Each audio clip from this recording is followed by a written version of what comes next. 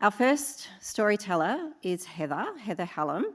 I have the pleasure of seeing Heather almost every week at the Curious Rabbit because she's a keen Lego player as well as a creative. Heather is creative and loud sometimes, but loves sharing her time and skills with others who need it. Her story is entitled Loud and Creative.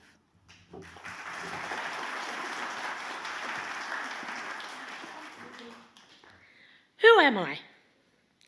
I am many things. My name is Heather, and these days I love papercraft, such as card making, scrapbooking, junk journaling, and mixed media art. I'm a Wagga local born and bred, and my parents still live in the same house they bought the year before I was born. I went to a mainstream primary school and continued to a mainstream high school where I completed Year 12 in the year 2000 when the Olympics came to Sydney. After school, I completed a hospitality course, an aged care nursing course, and a gift wrapping course, all in aid of gaining work. At 19, I moved to Sydney to care for my granddad, who had cancer.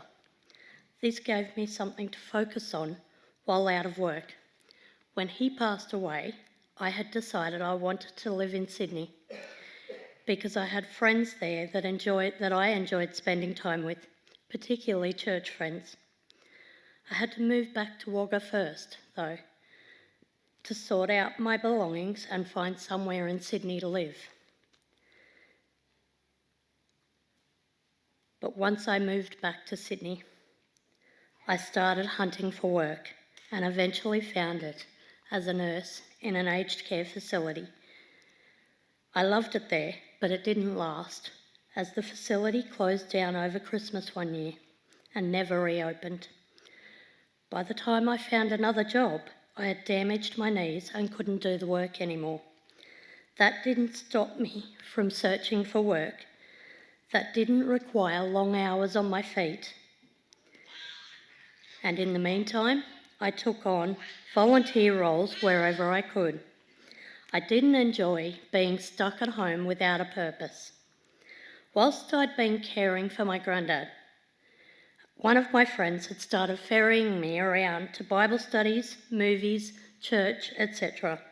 And gradually we became closer friends, till a few years later we got engaged and have now been married for more than 17 years. I've still not been able to find and keep a paid job to this day, but continue to find ways to keep myself busy to avoid declining mental health. Since I was 16, I've been a youth leader in a number of different churches and volunteered on church service rosters wherever I could.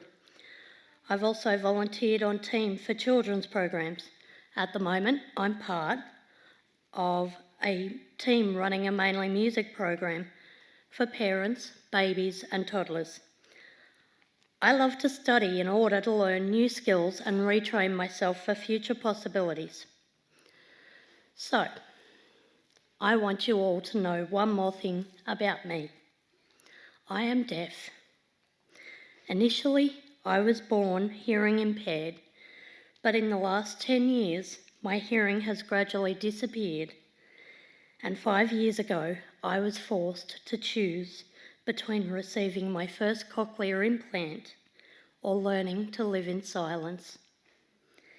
In a moment, you'll get to experience some of what that feels like. But first, I'll explain that when I don't have my cochlear on and the lights are out, it gets even harder. You see, when the lights are on and I can see your face, I can read your lips, and with patience, I can work out what you're saying. Imagine what that's like without lights. Now, I said I would get you to experience the silence.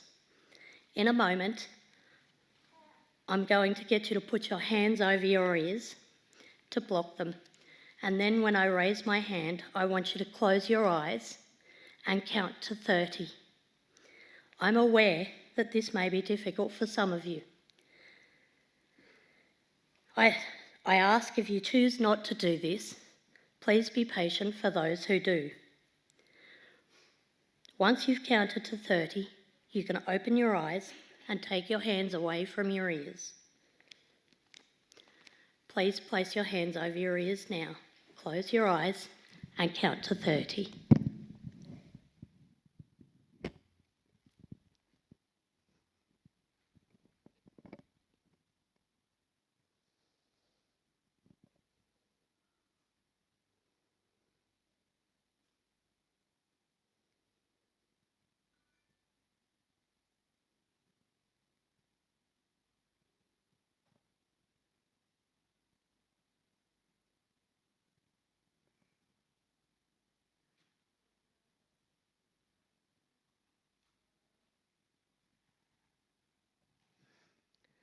Okay, now you're back with me.